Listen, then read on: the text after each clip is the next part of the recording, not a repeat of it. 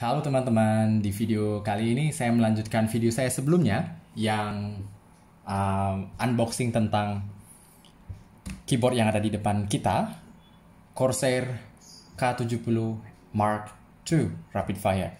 Di video sebelumnya saya hanya melakukan unboxing videonya dan first impression atau kesan pertama.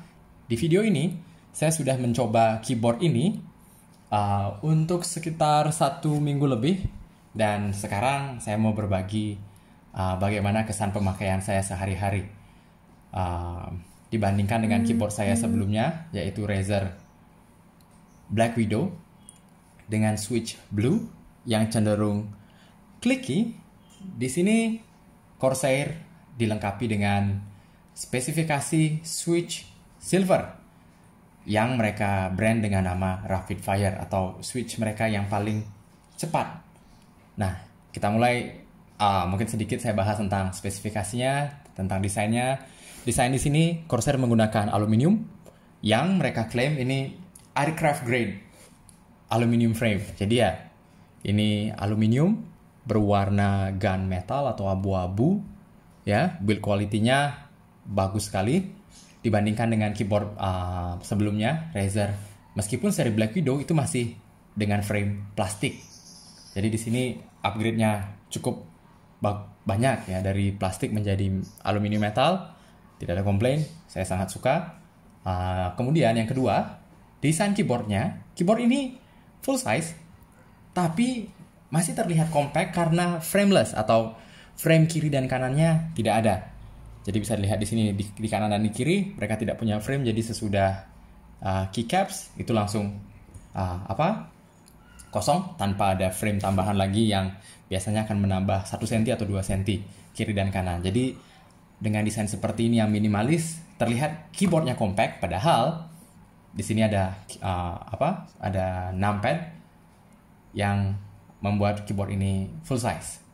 Dan yang membuat keyboard ini jauh lebih bagus daripada Razer saya sebelumnya, yaitu ada pada lampunya. RGB yang sudah individually per key. Jadi ya kita, karena di sini lampunya individu pada setiap key, jadi kita bisa atur seperti ini. Lampu yang berbeda di setiap key. Ini saya tidak atur sendiri-sendiri sih.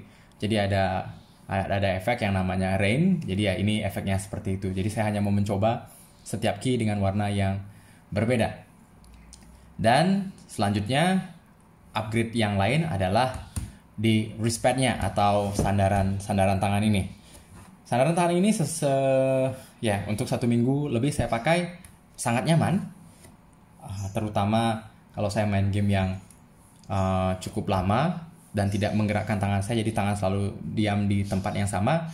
Ya, tangan itu tidak mudah lelah karena ya keyboardnya sendiri cukup tinggi.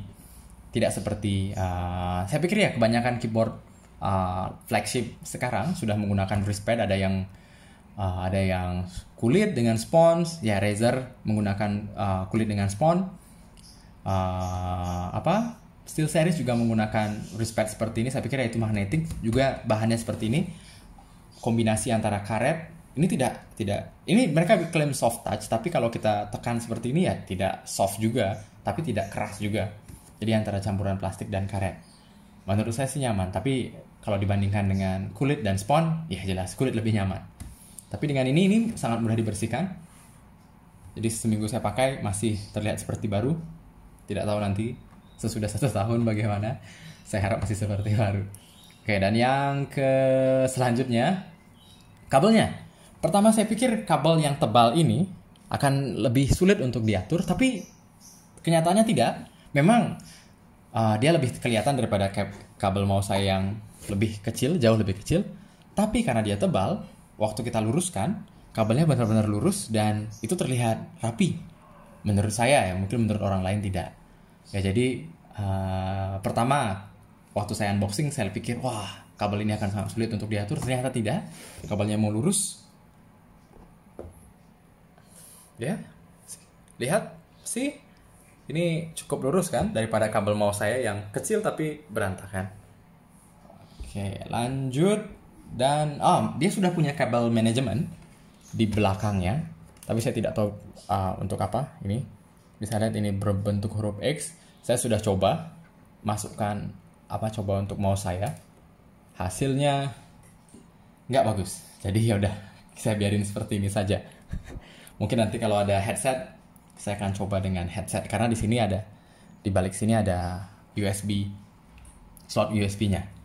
Ya, itu kelebihannya, karena itu juga yang membuat kabelnya lebih tebal daripada kabel yang lain. Karena ya di PC dia memerlukan 2 slot USB untuk satu keyboard ini saja. Oke, itu untuk spesifikasinya. Ya, spesifikasi yang lain bisa lihat di video unboxing saya sebelumnya. Ya, tidak terlalu penting. Dan yang kedua, kesan pemakaian saya selama 1 minggu lebih. Kita mulai dari yang positif dulu ya, yang saya suka. Yang pertama saya suka rasa mekanikalnya jauh lebih bagus, lebih empuk, lebih nyaman daripada mechanical saya yang Blue sebelumnya di Razer. Ya, keyboardnya sudah ada di sini, ada di tempat lain. Ya, jadi kalau saya coba untuk nanti kira-kira suaranya seperti ini. Ya, merdu mechanical-nya dapat, tapi nggak terlalu berisik juga seperti mechanical yang clicky.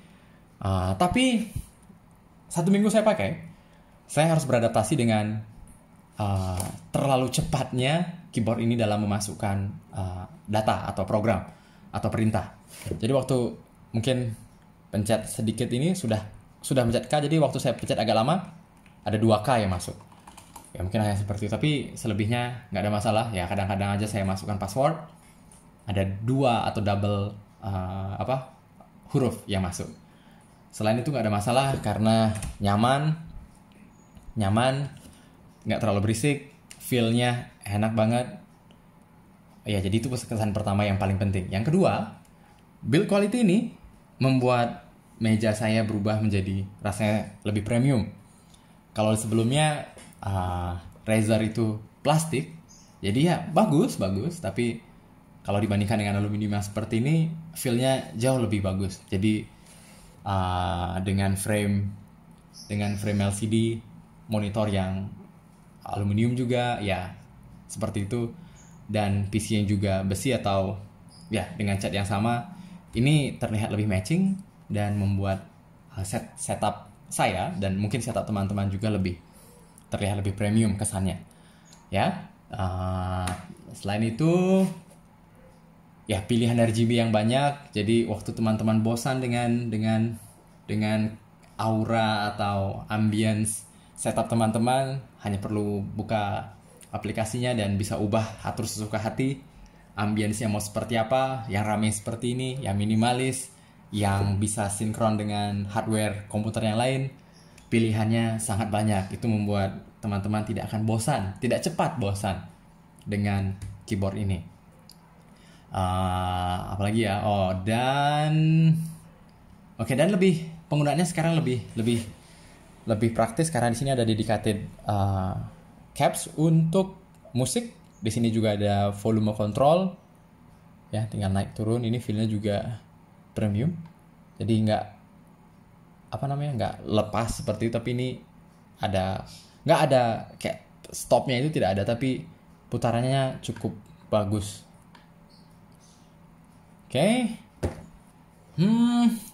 Juga ada keycaps tambahan. Sebenarnya ada 2 pasang, yang satu ini untuk FPS dan yang lain untuk MOBA. Yang MOBA itu WERDF. Kalau untuk FPS-nya WASD ya, standar seperti ini. Itu kita bisa copot dengan mudah. Ya, saya pasang yang ini. Itu mungkin. Ada lagi makro. Makronya punya settingan yang sangat mudah untuk di setting. Kita bisa record makro apa saja dan tidak pernah error. Di aplikasi apapun tidak pernah error. Bahkan dengan games yang saya mainkan, biasanya ada games ini punya game guard yang biasanya menghalangi makro untuk bisa intervensi game itu. Ya contohnya seperti spam, ya auto click, itu biasanya makro yang lain, makro ilegal itu pasti tidak bisa masuk, tapi ini bisa. Itu yang saya sangat suka. Jadi membuat permainan di game saya lebih praktis dan lebih bagus. Oke, nah sekarang kita lanjut ke yang negatifnya. Ya selain positif, negatifnya juga ada. Negatifnya mahal. Ya untuk ukuran keyboard gaming ini ada di harga yang saya pikir ini cukup fleksibel ya, dengan harga di atas 2 juta. Yang lebih mahal daripada ini ada K95 Platinum XT yang harganya di atas 3 juta. Ya, tidak perlu keyboard semahal itu ya. Ini sudah cukup premium untuk saya. Tapi untuk kebanyakan orang ini masih ya tidak terjangkau. Meskipun fiturnya melimpah, build kualitasnya sangat bagus, masih banyak orang yang mau keyboard yang di bawah 1 juta yang mechanical. Tapi saya rekomendasikan kalau ingin benar-benar merasakan feel mechanical yang enak, empuk, nyaman, tidak berisik dengan RGB yang keren, ini masih terjangkau dengan masih murah dengan spesifikasi seperti itu, dengan harga yang mungkin untuk teman-teman sedikit tidak terjangkau. Ya atau ya perlu nabung lebih lama. Kalau kita bandingkan dengan harga yang dengan brand lain, ini masih cukup murah karena SteelSeries APEC 7 atau APEC 5 ya, APEC 7 yang saya pikir satu level dengan ini harganya lebih mahal, 300.000, 200.000. Razer pun itu jauh lebih mahal. Dengan harga yang sama kita dapat Black Widow Chroma, tapi ya itu masih frame plastik. Apalagi ya, switchnya tidak beragam, mereka hanya punya switch green kalau tidak salah, maafkan saya kalau saya salah. Oke. Itu negatifnya mahal atau tidak terjangkau untuk sebagian orang. Yang kedua, ini murni subjektif. Saya tidak tahu apakah ini saya saja, tapi frame aluminiumnya ini kadang-kadang nyetrum. Saya tidak tahu kenapa, mungkin waktu tangan saya basah dan saya pegang frame aluminiumnya seperti itu, kadang-kadang nyetrum. Ya, jadi saya kaget, wah ini ada yang salah atau saya yang salah? Karena waktu anak saya main, anak saya tidak pernah disetrum sama sekali. Padahal dia terus pegang nih frame aluminium. Apakah itu saya saja? Ya itu negatifnya untuk saya ya. Aluminiumnya kadang-kadang nyetrum. Oke, selanjutnya aluminium ini cepat kotor. Dia kayak dust magnetic, jadi dia menghisap debu dan sangat sulit untuk dihilangkan. Ya, dan karena keycapsnya ada di luar seperti itu, ya sedikit sulit untuk dibersihkan. Karena ya ini sela-selanya ini sangat sulit untuk dijangkau.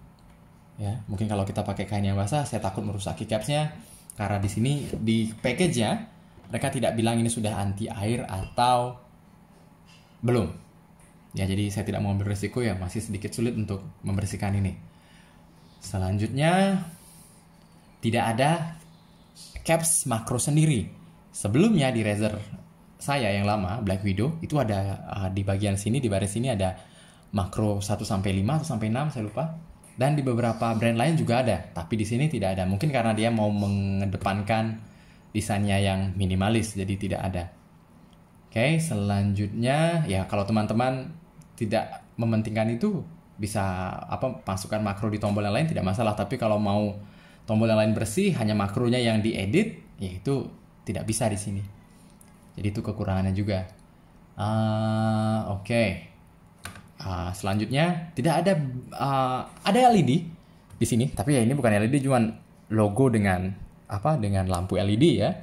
Kalau di brand lain, ada beberapa brand lain mereka punya LED yang menunjukkan kontrol, profile, makro yang aktif, atau mungkin musik dan lain-lain. Jadi di sini dengan harga 2 jutaan, 2 juta lebih, ya saya dapat ini 2.400.000. Tidak ada makro seperti itu, ya kadang-kadang agak disayangkan juga.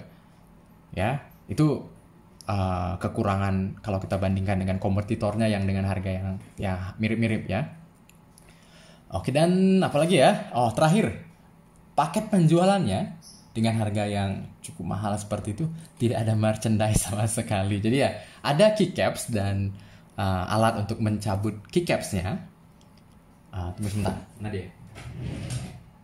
Oke. Ada keycap seperti itu, kita dapat lebih dan sisanya sudah saya pasang. Dan ada alat untuk mencabut keycapsnya seperti ini sangat mudah ya, hanya perlu masukkan, tarik, selesai. Tapi kalau kita bandingkan dengan brand lain, Razer contohnya, Di paket pembeliannya mereka menyertakan stiker, kartu selamat dan lain-lain. Yaitu merchandise kecil yang membuat brand ini atau produk ini mempunyai nilai prestige yang lebih menurut saya. Ya ini murni subjektif.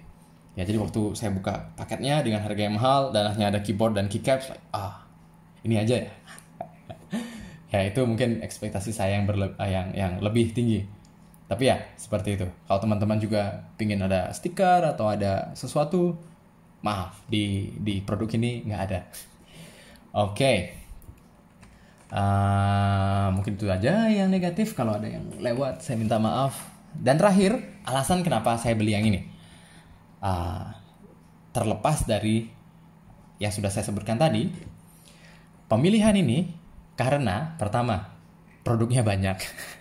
Jadi waktu saya cari keyboard, saya ingin membuat setup yang seragam. Jadi awalnya saya ingin Razer, tapi dengan harga yang mahal dan nyarinya juga cukup sulit. Ya, jadi ya karena sebelumnya saya pakai set Razer, di sini ada Razer Dead Adder. Ya, jadi saya putuskan untuk cari brand lain. Steel Series. Di waktu saya membeli ini, stoknya juga sedang habis. Dan ya pemilihan switchnya ada yang blue dan ada yang hybrid. Ya, saya tidak mengerti itu hybrid itu apa. Jadi yang blue saya sudah punya blue sebelumnya dengan Razer. Jadi saya tidak mau beli yang sama karena saya takut feel-nya sama. Jadi tidak ada yang baru, serasanya seperti keyboard lama. Dan hybrid tidak jelas hybrid itu apa. Dan ya cari reviewnya juga sedikit. Razer punya switch sendiri yang mereka bilang switch green, yang kita tidak tahu bagaimana rasanya karena ya switch green sangat tidak spesifik. Namun di Corsair ini mereka menjelaskan dengan detail. Mereka punya switchnya yang silver, rapid fire, tipe speed, red, tipe speed juga mereka itu lebih sepi daripada yang ini, tapi feel rasanya lebih enak yang ini. Brown itu diantara speed dan akurasi, dan biru akurasi, ya. Jadi produknya lebih jelas, memilihnya lebih mudah, jadi ya dan barangnya ready. Jadi itu alasan yang pertama. Alasan yang kedua, sesudah saya coba, saya punya satu RAM dan hydrocooler dengan IQ CU ya, Corsair Utility Engine. Dan ya waktu saya coba efeknya yang synchronize efek RGB-nya itu terlihat sangat cantik. Jadi itu juga membuat saya yakin kalau dengan set Corsair ini saya bisa membuat efek yang lebih baik antara equipment gamingnya dengan peripheral di PC-nya atau komponen PC-nya.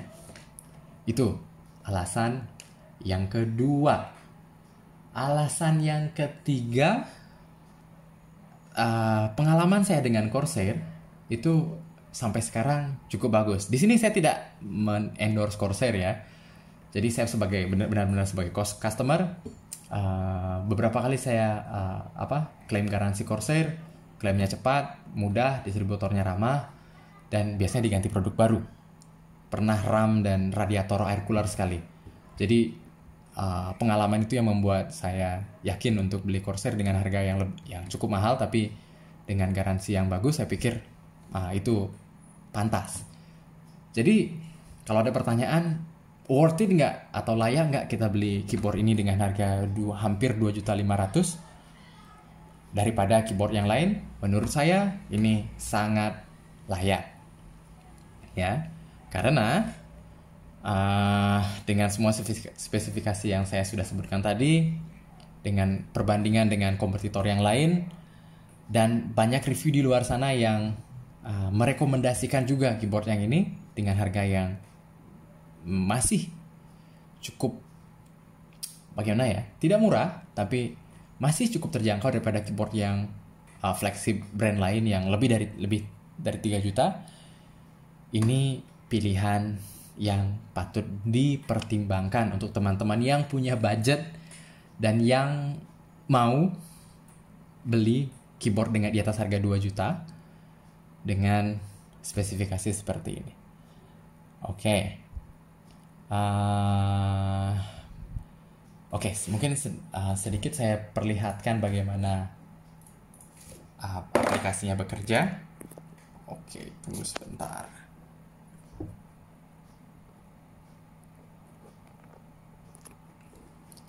Oke, sangat mudah. IQ, keyboard, kita pilih yang ini, Lightning Effects. Ya, di sini ada pilihannya. Nah, ini predefined. Ini hanya untuk keyboard kita saja. Tapi kalau yang Lightning Link, ini juga dengan Pepperreal di PC. Jadi, di sini saya pakai Rain. Kita coba ubah ke Visor. Bisa lihat. Dan itu akan terkoneksi dengan RAM-nya di sana. Ya, pemakaiannya sangat mudah. Ini untuk efek lampunya. Teman-teman bisa coba sendiri kalau teman-teman punya. Ada sangat banyak pilihan dengan modifikasi warna dan makronya. Kita cari action dan ya hanya perlu di sini saya sudah punya makro spam. Ya, hanya perlu record settingnya di sini. Record, teman-teman masukkan programnya, mau klik kanan, klik kiri, atau keyboard. Sesudah itu masuk ke advanced setting, teman-teman pilih mau on press, on release, while press, apakah itu diulangi. Kalau pengulangannya diulangi berapa detik atau berapa milisecond yang akan mau diulangi. Sangat mudah dan tinggal masukkan mau dimasukkan ke yang mana. Itu saja, selesai. Ya, jadi penggunaan programnya juga sangat mudah, kaya, dan sangat membantu. Oke, itu mungkin itu sedikit. Dan ini profilnya. Jadi sudah teman-teman simpan itu semua, bisa simpan di slot yang pertama. Ada 3 slot. Jadi waktu teman-teman pindahkan keyboard ini ke PC yang lain, semua makro dan settingan itu masih tetap ada. Oke, saya pikir sampai di situ aja review saya tentang keyboard Corsair K70 Mark II Rapid Fire. Kalau ada pertanyaan, silahkan komen di kolom komentar. Kalau teman-teman suka video ini, tolong like. Kalau tidak suka, bisa dislike. Oke, kita bertemu lagi di video saya yang lain. Mungkin video itu nanti untuk mengganti keyboard, mouse yang ini dengan pasangan yang lebih bagus. Oke, sampai jumpa di video berikutnya. Tetap sehat.